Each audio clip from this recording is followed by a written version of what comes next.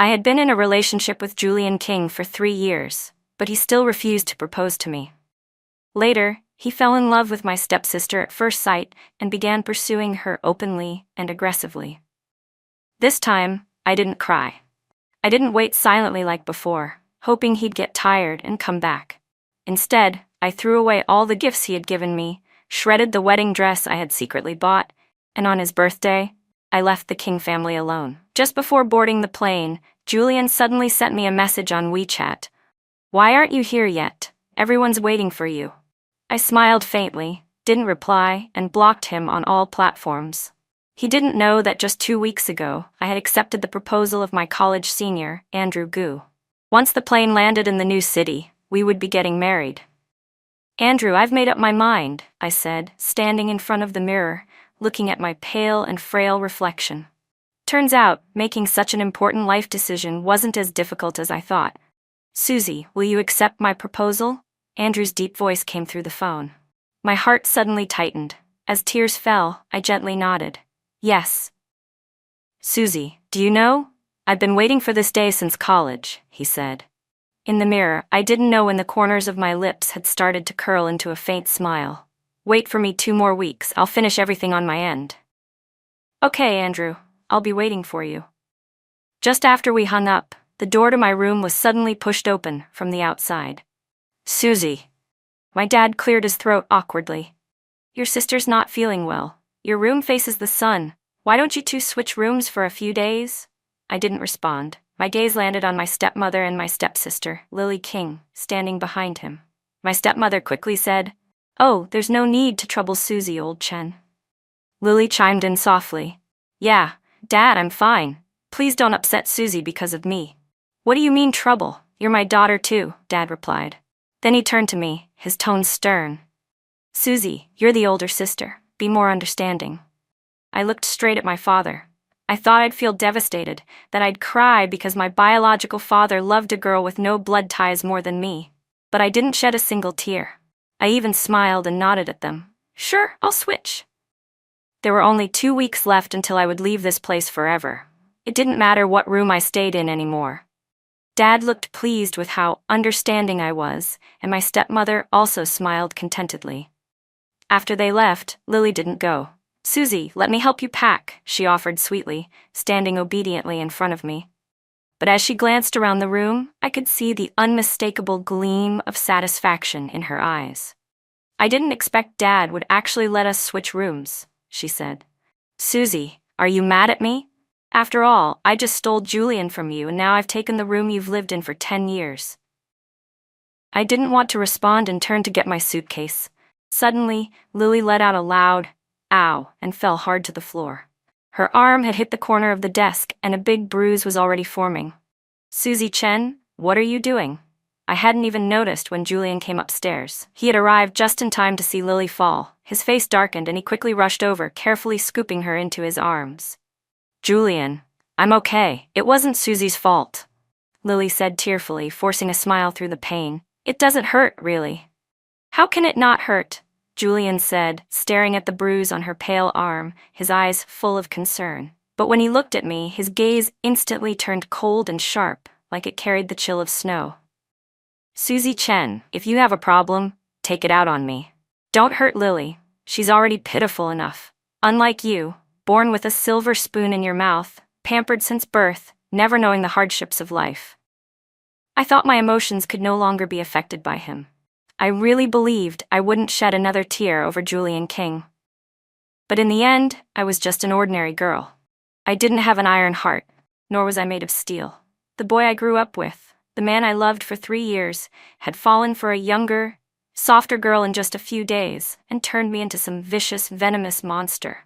I didn't want to cry. I even wanted to laugh. But the tears were already swelling in my eyes. "Julian King, we've known each other for so many years. Don't you know what kind of person I am?" His brows furrowed slightly. His gaze fell on my face, and for a second it looked like something in his expression began to waver. But then Lily suddenly burst into tears. "Julian, don't fight with Susie because of me. It's okay. She has every right to be mad at me," she cried softly, like someone who had been deeply wronged. Julian's gaze toward me turned completely cold. You're just jealous. Jealous that I love Lily, that I treat her well, that everyone cares about her. Suzy Chen, you're not who you used to be. You've become twisted, haven't you? After he finished, he turned and walked away with Lily. I stood there, watching their backs as they disappeared. And that's when I realized my tears had dried up without me even noticing. Maybe that was a good thing. I had already cried too many times over Julian these past few days. Maybe from now on, I really wouldn't let him break my heart again. That night, our mutual friends group chat suddenly exploded with activity. Julian posted, "Suddenly feel like getting married. What should I do?"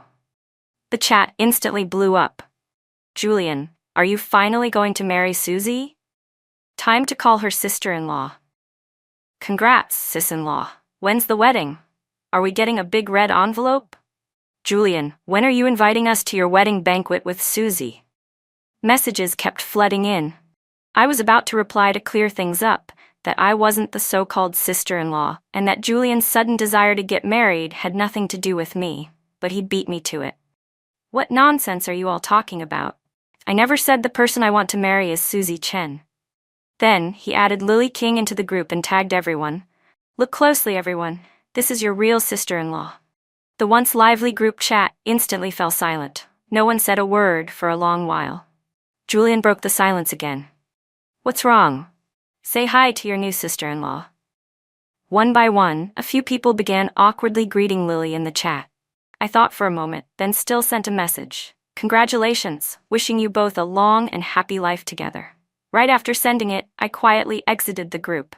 Not even a minute later, Julian called me. "Suzy Chen, come here right now. You know the place, our old spot." "Why? What for?" I asked. "Apologize to Lily." "Why should I?" "You suddenly left the group. Do you know how that makes her look in front of our friends?" His tone was cold and commanding. "I don't want people bad-mouthing Lily. I'm the one who likes her. I want to give her a proper title. She's innocent. She shouldn't be labeled a homewrecker, just because of your impulsiveness."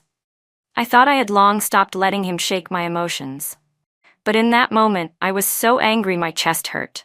My fingers trembled around the phone, and my voice quivered when I spoke. "Julian King, how can you treat me like this? What gives you the right to bully me like this? You were the one who was unfaithful. I didn't do anything. I even congratulated you. Wasn't that enough?" I fought hard to hold back my tears, but my voice still carried a sob. There was a long pause on the other end before he said, "Suzy Chen, this time I'll let it go, but I hope you remember, Lily is innocent. Don't take your anger out on her. Don't hurt her." The call ended. I sat there on the carpet, my whole body trembling. On the nightstand by the bed, my mother's photo gazed at me with warmth and love.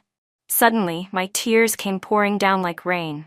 I threw myself onto the framed photo, hugging it tightly. Pressing my face against the cold glass, I wept uncontrollably. It felt like the mother in the photo was mourning with me, heartbroken for her daughter. I didn't want to cry anymore. I didn't want my mother, wherever she was, to see me so sad. Once her Memorial Day passed, I would leave this city with the few keepsakes she left me and never come back. Lily moved into my room. I didn't take hers. Instead, I just found a random guest room and stayed there. The blanket the housekeeper prepared for me was damp and cold. I just pulled it over myself and forced myself to sleep. It was only a few more days. I just had to hold on a little longer, and then all of this would finally be over. But the next morning, as soon as I got up and went downstairs, I saw the altar in the side hall, where my mom's photo and offerings had been. Completely trashed. Her photo had been thrown to the floor. The frame shattered. The image was covered with scuffed footprints. Her smiling face now seemed like it was looking at me in agony. Offerings were scattered everywhere, and Lily's dog was chewing on them. Lily stood to the side, clapping her hands and cheering. I stood frozen in place, feeling all the blood rush to my head. Every shred of reason, every effort to stay calm vanished. Like a madwoman, I grabbed a vase and smashed it at the dog. The dog ran away in fear. Lily shrieked, her scream piercing, as a shard from the shattered vase cut her arm. "Suzy, what are you doing? How could you raise your hand against your own sister?" Dad's voice rang out just as Lily cried and threw herself into his arms. "Dad, help me. Suzy's trying to kill me." "You've gone too far, Suzy," Dad shouted. Can't you see what happened? She threw away Mom's offerings. She ruined Mom's photo. My whole body trembled. Tears poured down uncontrollably. I was heartbroken and outraged for my mother. But Dad only glanced at the mess on the floor, frowned slightly, and said, "Even so, you shouldn't have gotten physical. You hurt someone, Susie." "Dad," I cried. "Mom's been gone for so long already. What matters more, a dead person or a living one?" he said, his tone cold and dismissive. Lily stood there with a pale face and whispered, "Dad, my dog accidentally knocked over the offerings." I wanted to apologize to Susie, but as soon as she came downstairs, she attacked me. I didn't even get the chance to explain. She smashed a vase at me. She lifted her bleeding arm and looked at Dad pitifully. Maybe Mom and I should just move out." "You're just a dog. You don't know any better," Dad said. Then he turned to glare at me. "But what about you? Don't you know better?" Suddenly he raised his hand and slapped me hard across the face. I was so stunned, I didn't even dodge. For a brief moment, he seemed startled too, but in the end, he didn't say a word. He just turned around and walked off with Lily to tend to her wound. I stared at their retreating backs for a long time before I even registered the burning pain on my cheek. I raised my hand to touch the swelling, and as my tears fell, I laughed bitterly. I understood now. There was no place for me in this house anymore. In the middle of the night, I was suddenly awakened by screams and crying. As soon as I sat up in bed, my door was kicked open from the outside. My stepmother stormed in, crying. Before I could even react, she slapped me hard across the face. "How could you be so cruel? It wasn't enough to hurt her in the daytime? Now you want to kill her too?" She collapsed into my dad's arms, sobbing hysterically. She knows Lily is allergic to peaches. And yet, she deliberately poured peach juice all over her bed and pillows. She's trying to kill our daughter. "It's okay now, don't cry. Luckily, Lily took her medicine in time. It's nothing serious." Dad gently comforted her while glancing at me with suppressed anger. "Susie, you've really let me down. You need to move out tomorrow. Keeping you in this house is only going to bring chaos to the entire family." My stepmother's sobbing quieted instantly. I looked at the man in front of me. He was once the person I was closest to in this world. He used to love me dearly. I was his only daughter, his pride and joy, the apple of his eye. But everything changed. I felt like a character out of a tragic novel. The heroine whose destiny was stolen, left with nothing. At first, I didn't understand. I cried, I resisted, I fought for my place. But now I've finally woken up. The bond between father and daughter, it was completely broken. The day I moved out of the Chen family home, my dad told me, "Once your mother's memorial is over, I'll bring you back home." I didn't answer. After they left, I carefully cut up and burned every photo I had with Julian King and with my dad. Finally, I shredded the wedding dress I had bought 3 years ago. I had bought it in secret after Julian confessed his love for me. It was the dress I had dreamed about since I was a teenager, the one that made me look most like a princess. But now, I destroyed it with my own hands. Next came the gifts Julian had given me over the past 3 years. There were quirky little trinkets and also expensive jewelry. I picked out the valuable ones and asked my best friend to keep them for me. After I left the King family, she would return them to Julian on my behalf. Only then would we truly owe each other nothing. As for the worthless little things, the ones meant to make me smile, I didn't hesitate. I packed them all up to throw away. I once treasured even a tiny keychain, but now when I was about to discard it, I felt nothing at all. After all that, I carefully wrapped up my mother's photo and tucked it securely into the compartment of my suitcase. Without looking back, I left the house I had lived in for 10 years. Just as I stepped out the front gate, Julian's car pulled up. I didn't even glance at it, but the car suddenly stopped beside me. The back window rolled down, revealing his handsome, refined face. My eyes barely swept past him, and my steps didn't falter. "Susie Chen." Julian's voice was slightly off. "Where are you going?" Dragging 2 large suitcases, I was already struggling to walk. I had no energy to chat with him, no reason to stop, so I didn't respond and kept walking. But Julian suddenly got out of the car. "Do you want me to have the driver take you?" "No, thank you." I sidestepped his outstretched hand and kept walking. Julian grabbed my wrist. "Susie Chen, why are you so stubborn this time? If you cry a little like you used to, maybe I'll soften up again." I yanked my hand away and looked at him calmly. "Julian King, there's no need anymore. No need to cry. No need for you to soften up, again and again. I'm tired. I'm done." "Fine. Do whatever you want," Julian said with a twisted smile, but I could see the disbelief in his eyes. After all, no matter how hurt I was in the past, I always waited for him to come back, silently and willingly. He was used to it. Everyone around him said I'd never leave him, and he believed it without question. As I dragged my suitcase away, I heard Lily's sweet, gentle voice. "Julian, you're here." She rushed over and clung to his arm tightly, pressing half her body against him. "Are your allergies better?" Julian brushed the hair from her forehead and examined her carefully. "Much better." Lily lifted her face with a smile. Lily smiled sweetly, her eyes curving into crescent moons. "Julian, don't be mad at Susie," she said softly, giving his arm a gentle shake. "It's really my fault for being so weak. If I weren't in such poor health, Dad wouldn't have asked me to switch rooms with her. And then, she wouldn't have gotten upset and taken it out on me." "How could this be your fault?" Julian said, his tone protective. "She's the one who's petty and narrow-minded." He shot me a glance, then deliberately pulled Lily into his arms. "Let's go inside. Your face is just starting to get better. Don't let the wind make it worse." "Okay," Lily replied with a nod. I watched them walk away, their bodies pressed close like conjoined shadows. They were inseparable, affectionate. But my heart felt like the surface of a still lake. Not a single ripple stirred.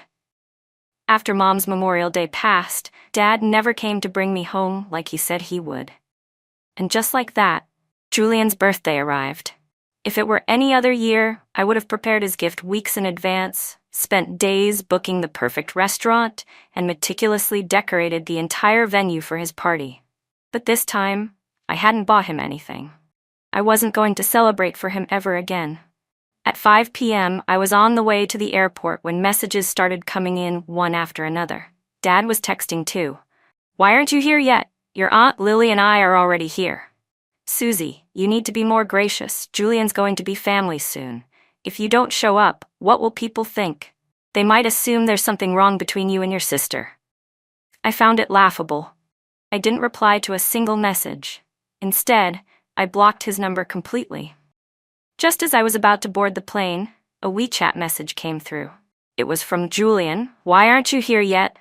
Everyone's waiting for you." I smiled, said nothing, then blocked every way he could contact me and walked straight into the boarding gate without once looking back. At 7 p.m., the birthday party still hadn't officially started. Julian sat on the sofa, casually flipping a lighter in his hand. His expression was calm, but every so often he would glance at the time, then check his phone. "Julian." Lily bit her lip and tugged at his sleeve. "It's getting late, everyone's hungry." He looked at her and smiled, but the smile didn't reach his eyes. "You're hungry, huh?" He pinched her cheek teasingly. "I'm starving, can't wait to eat the cake." Lily giggled and leaned herself completely into his arms. Julian caught a faint but very familiar scent. He paused for a moment, then asked quietly, "What perfume are you wearing?" "I just grabbed one from the vanity at home," Lily said, a little unsure. "Why? Does it smell bad?" Julian shook his head. "No, it's nice, but it was the same perfume Susie always used." He just couldn't recall the brand right now. While everyone laughed and started the usual cake fight, Julian stepped out to the terrace with a cigarette. His phone remained silent. Not a single notification. It was so quiet. He remembered Susie once promised she'd never miss any of his birthdays again. But she had broken that promise so quickly. Julian narrowed his eyes. His lips curled into a cold sneer. "Susie Chen, are you dead or something? Can't even reply to a message?" He hit send, but the message failed. A red exclamation mark popped up on the screen. Bold and glaring. She had blocked him. Without a moment of hesitation, Julian immediately tried to call me, but the line wouldn't go through. He stood on the terrace, staring into the heavy darkness in the distance, feeling a nameless fury spreading through his chest. He was the one who didn't want me. He was the one who found someone new. He was the one who grew tired of me and didn't want me clinging to him anymore. And now, everything had gone exactly as he wanted, yet somehow it wasn't as satisfying as he'd imagined. After arriving in the new city, I didn't contact Andrew right away. Instead, I met up with my closest college friend, Sierra. I wanted to share my secret with her, but I hadn't yet figured out how to bring it up. What I didn't expect was to run into Andrew at the welcome dinner Sierra had arranged for me. He was standing at the private room's entrance in a sleek black business suit, his coat of the same color draped over one arm. The soft light behind him cast intricate shadows on the vibrant mural behind him, painting a dreamlike scene. But even so, it felt like everything around him existed only to highlight his presence. After all these years, he looked even more handsome and composed than he had back in college. And now, he wasn't just an old classmate, he was my fiancé. My cheeks flushed red. I lowered my eyes, nervously gripping the lace trim of my dress, even breaking into a light sweat on my back. Sierra, on the other hand, was brimming with excitement. "Andrew, what a surprise! What brings you here?" "I had a business dinner nearby," he said casually. "Saw some familiar faces, so I figured I'd invite myself over." As he spoke, his eyes fell on me. He paused for a few seconds before slowly continuing. "Hope the old classmates don't mind me crashing." "Of course not," someone shouted. "Are you kidding? We'd never turn you away." Everyone was thrilled to see him, enthusiastically waving him in. "You're always welcome here." Andrew smiled and stepped inside. "Then I won't be polite."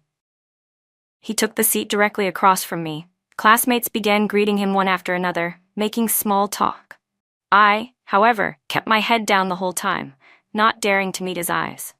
But it seemed like Andrew had no intention of letting me off the hook. "Susie, it's been a while," he said with a smile. Hearing my name suddenly called, I instinctively looked up, right into Andrew's calm, slightly smiling eyes. My face flushed all over again, heat rushing up my neck. It took me a few seconds to gather myself before I stood, raised my glass and said, "It's been a long time, Andrew." "Yes, it has," he replied, holding my gaze as we clinked glasses. Only then did he take a sip. I took a small sip of the strong, spicy wine and slowly sat down again. As I did, Sierra tugged at my sleeve and shot me a mischievous look. "Something's definitely going on between you two, babe." "What do you mean?" "Since the moment he walked in, his eyes haven't left your face. You must be seeing things." "Please, you forget who I am. I'm like a gossip radar with built-in X-ray vision. If there's even a little romantic tension between a man and a woman, I can spot it instantly." I bit my lip, trying to steady my heartbeat. It was pounding wildly out of control. After college, I had returned to Capital City with Julian, and I hadn't seen Andrew since. Other than a few holiday greetings on WeChat, we had no contact at all. It wasn't until Julian started openly courting Lily that Andrew suddenly reached out to me. Up until now, we had only spoken a few times on the phone. This was our first time seeing each other face to face since I agreed to marry him. We hadn't even held hands yet, but the way Sierra talked, it was like we were all ready. Then, one of the girls suddenly asked, "Andrew, do you have a girlfriend?" "I have this gorgeous cousin. Want me to introduce you to?" The room instantly filled with laughter and teasing. The atmosphere buzzed with excitement. Not one to be outdone, Sierra chimed in. "Andrew, if you're still single, what about our Susie, huh? She's gorgeous, sweet, and has an amazing figure. Graduated from a top school just like you. Don't they make the perfect match?" I was so nervous and embarrassed that I felt like my face was about to burst into flames. Amid the teasing and laughter, Andrew's calm voice suddenly cut through the noise. "That's enough, Sierra. Don't make fun of Susie. She's a bit shy. You guys, lay off." Sierra made a playful face at him. "Ah, senior's getting protective of his junior now?" Andrew just smiled but didn't deny it. I snuck a glance at him, and he happened to be looking at me too. My cheeks flushed again, and I quickly lowered my head. That's when my phone lit up with a message. "Andrew Goo, wait for me after dinner. I'll drive you." Me. Okay. I didn't reply again, but my heart was pounding uncontrollably. When the dinner ended, I waited for Andrew in the brightly lit hotel lobby downstairs. That's when someone from the King family circle suddenly called me. "Susie, what have you been up to lately? Haven't seen you around. Just been busy dealing with some personal stuff. Want to hang out with us tonight?" I gave a polite smile. "You guys go ahead." "Wait, don't hang up yet. Actually, this is about Julian. He's in a really bad mood tonight, got drunk, and won't listen to anyone. If he keeps drinking like this, he might end up in the hospital again with a bleeding ulcer."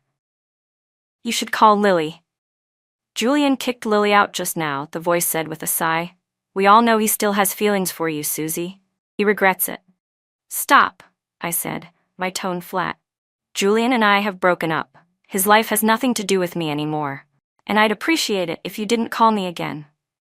The moment I finished speaking, I heard a burst of noise, like the phone had been snatched from someone's hand. I was about to hang up when Julian's voice came through. Susie, it wasn't my idea to call you. They did it on their own. I had nothing to do with it. Same old arrogance, same cold pride.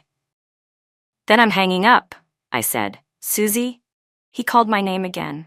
This time his voice carried a weight I hadn't heard in a long time. If this had been before, I might have felt sorry for him. I would have nagged him gently, told him not to drink too much. But now, everything about him had nothing to do with me anymore. I hung up.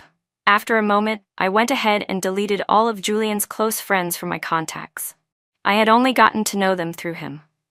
Now that we were truly over, there was no need to stay in touch with any of them. Susie?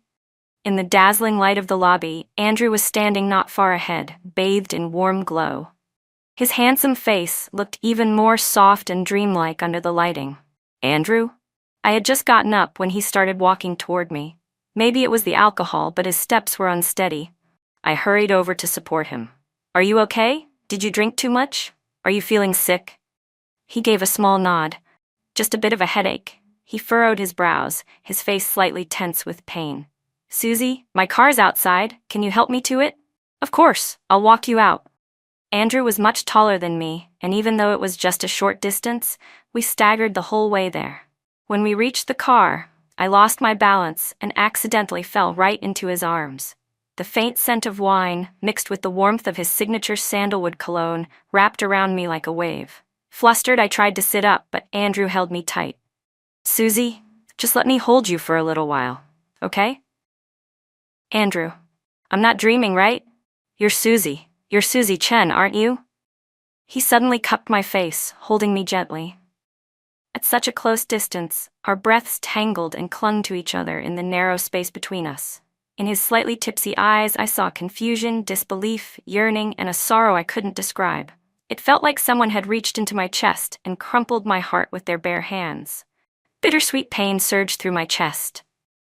Andrew, you're not dreaming. It's me, I'm Susie Chen. Before I could finish, his warm lips pressed softly against mine. It was a kiss, gentle, featherlight, and filled with tenderness. I hadn't even processed what had just happened when Andrew released me.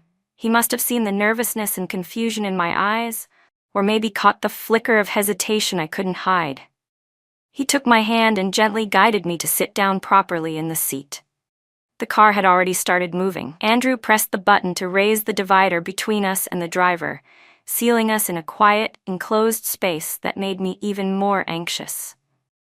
But then he let go of my hand. Don't be afraid, Susie. I wouldn't ever do anything to you in a place like this. He reached out and brushed a few strands of hair from my temple. I'll wait patiently until our wedding night. My head lowered again, and my face burned bright red. After a while, I finally looked at him and softly said, okay. Julian King was drunk again. No matter how his friends tried to stop him, he wouldn't listen. He couldn't quite figure out what was making him feel so low these past few days. Maybe it was the moment he realized he'd grown bored of Lily, that she wasn't all that special after all. Or maybe it was that he had started to miss Susie's gentleness, her calm and understanding presence. Last time his friends called Susie, it had actually been with his silent approval. But she kept refusing on the other end of the line, and something in him snapped. He'd grabbed the phone and blurted out those words in anger. She didn't say a single thing, just quietly hung up. She hadn't come to see him. She didn't try to bring him home.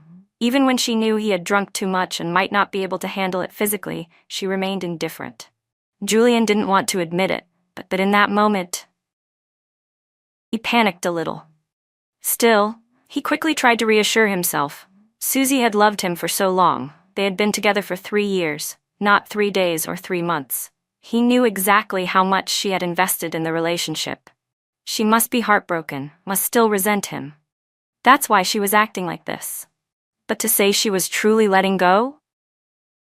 That she didn't care at all? Julian didn't believe it.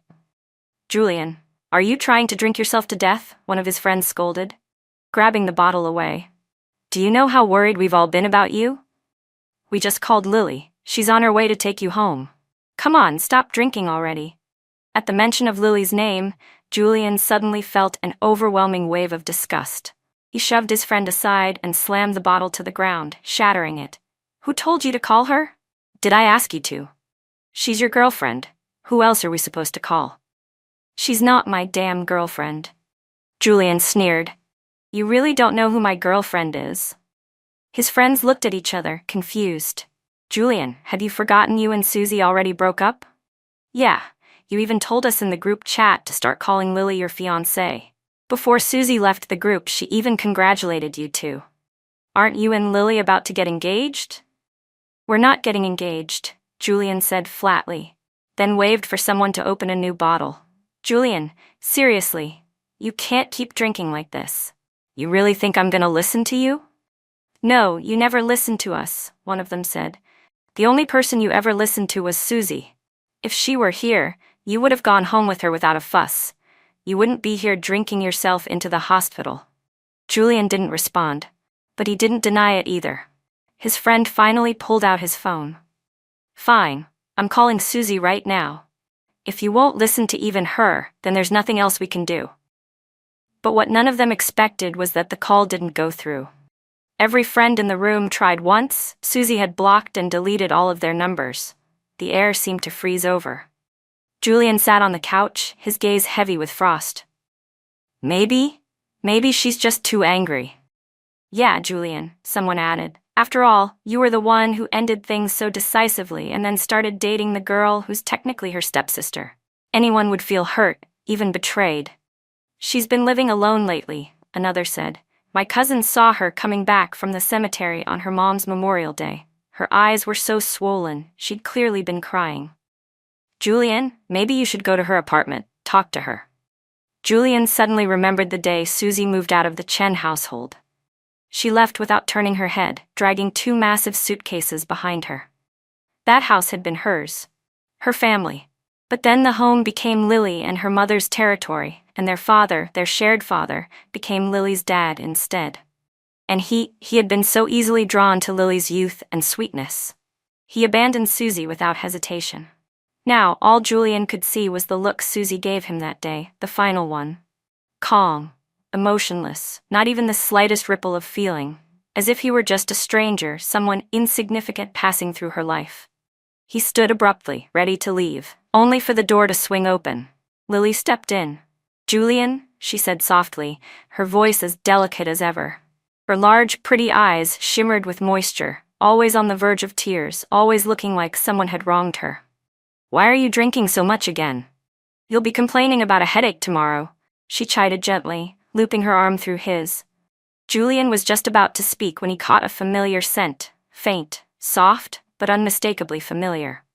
His heart gave a sharp jolt. He was about to brush off her hand but stopped mid-motion. What's that smell? He asked, his tone suddenly soft. Lily blushed with excitement. The same perfume as last time, she replied with a small smile. She nodded. Yes, it's still the same one. Her face lit up, but deep inside, resentment quietly crept in. She had taken that perfume from Susie's vanity. At first, she wanted to throw all of Susie's expensive unopened designer perfumes away. But Julian only liked this scent. She had tried others, but he always seemed repulsed. So in the end, she held her nose and kept using the one Susie had loved. If you like it, I'll wear it every day, she said sweetly, tilting her head up, her gorgeous eyes filled with desire and longing. But Julian's face suddenly changed.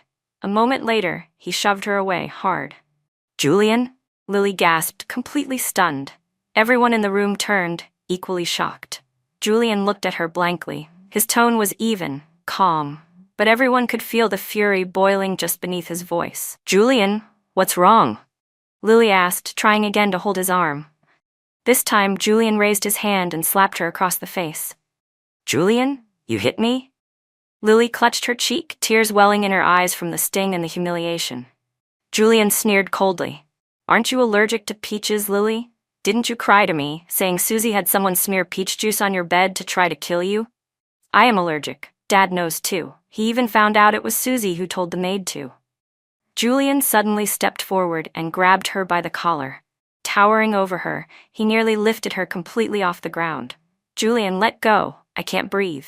He stared down at her, his handsome face slowly twisting with rage. "Lily, did you forget? You're wearing Susie's favorite perfume. The one I bought for her over and over again. The one she wore every day. I didn't recognize it at first, because I forgot so much." Julian let out a bitter laugh, one of self-mockery. He had forgotten too many things. He forgot how devoted Susie had been to him. How deeply she had loved him all these years. He had forgotten the 3 years of love and loyalty they had shared. He had forgotten how much he used to long for their happily ever after. Forgotten how, during their breakup, I had sat silently in front of him, crying without a sound, accepting everything with cold detachment. He forgot the girl he had once loved with all his heart. How kind and gentle I was. He forgot that I had once cherished him like he was everything. And yet, he discarded me without a second thought. He forgot too much. And that was why he was finally facing retribution. "The middle notes of this perfume are white peach and gardenia," he said slowly. "You said you were allergic to peaches, so how come you never had a reaction while using this perfume every day?" Lily's eyes widened in shock. Her face went pale as death, like her soul had left her body. Her entire frame trembled uncontrollably. So it had all been a lie from the beginning. She had manipulated him, deceived me, and lied to Mr. Chen too. "Lily," Julian said coldly, "I must have been blind to fall for someone as conniving and calculating as you." He let go of her with force, shoving her backward. Lily collapsed to the ground, limp and speechless. She opened her mouth to explain, but no words came. The perfume was real. The evidence was irrefutable. "I'm going to tell everyone who you really are," Julian said. He looked down at her one last time, then turned and slammed the door behind him. His driver sped all the way to Susie's old apartment. When they arrived, the lights were off. Her window was dark. Maybe she had already gone to sleep. But Julian didn't want to give up. He just wanted to see her, to apologize in person, to beg for her forgiveness. He rang the doorbell over and over again. He knocked until his knuckles ached. But Susie never came to the door. Eventually, a neighbor, fed up with the noise, called the property management. That's when Julian found out. Susie had moved out long ago. She had already asked the building to help sell the unit. Where had she gone? Was she still in the city? Would she ever come back? When? Julian had no answers. There was only one terrifying thought swirling in his mind, a fear so intense it felt like it would consume him from the inside out. He had lost Susie. Maybe he had lost her forever. All the lies and manipulations that Lily and her mother had used to smear and frame Susie finally came to light. Even the housekeepers at the Chen residence stepped forward to defend Susie and speak the truth. The day Lily and her mother were thrown out of the Chen estate, they were in complete disgrace, like drowned rats, beaten and humiliated by everyone around them. Julian stood in the garden among a bed of withered begonia flowers. His eyes suddenly turned red. Begonias might bloom again after they wither, but some people, once they leave, they never come back. In recent days, Mr. Chen had tried repeatedly to get in touch with Susie, but every time the call connected and she heard their voices, she would hang up in silence. When she left the city, she not only took her mother's belongings, she also took all of the inheritance left to her. Now the Chen family was nothing more than an empty shell, and they all knew she was never coming back. Not far off, there were angry voices, shouting, cursing, crying. It seemed that now, with their dream of wealth shattered, Lily and her mother finally revealed their true, sharp-tongued and vicious natures. "Open your suitcases.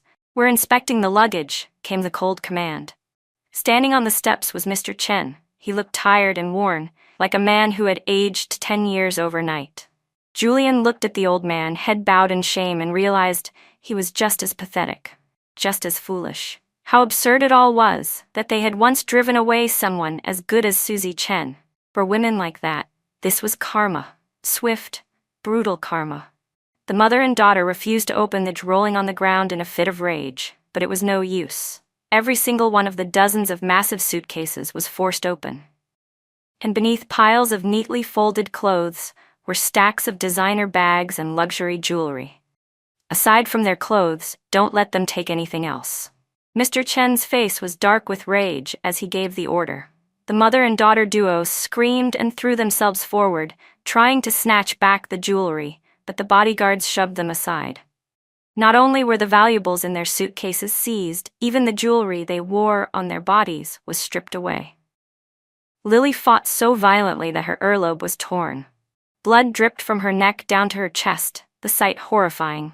But the father who had once doted on her didn't even glance her way. He waved his hand, like shooing away a pair of disgusting flies, and ordered them to be thrown out. As they were dragged out the front gates, Lily still wouldn't give up. She clung to the gatepost, screaming hoarsely, "Julian, you can't do this to me. You can't. I'm pregnant. The baby is yours. You have to take responsibility." By the end, she had completely lost her mind, screaming like a woman possessed.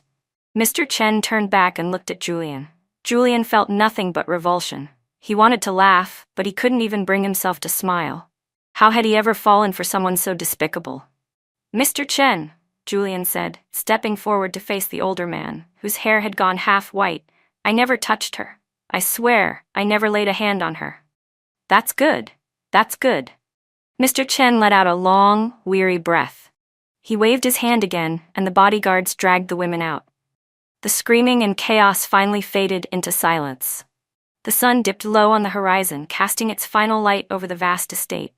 Both men stared quietly at the wilted bed of crabapple blossoms in the garden. The crabapple trees had gone dormant. No one knew when they'd bloom again. They were Susie's mother's favorite flowers. After her passing, Susie had lovingly tended to them. But now Susie was gone too, and the flowers, sensitive as they were, had withered with the coming of spring. Mr. Chen wiped his tears. "I failed Susie. I failed her mother. I failed them both." He choked up. "Julian, I lost my mind. I promised her mother I would take care of Susie, love her like my own. But I broke that promise. Do you think I'll pay the price for that?" How hurt she must have been, how wronged she must have felt. He looked up again. "Julian, the photo of Susie's mother has been repaired. I'll have the entire house renovated. Do you think Susie will come home?" Julian didn't know. Maybe deep down he did know the answer, but it wasn't one he wanted to admit.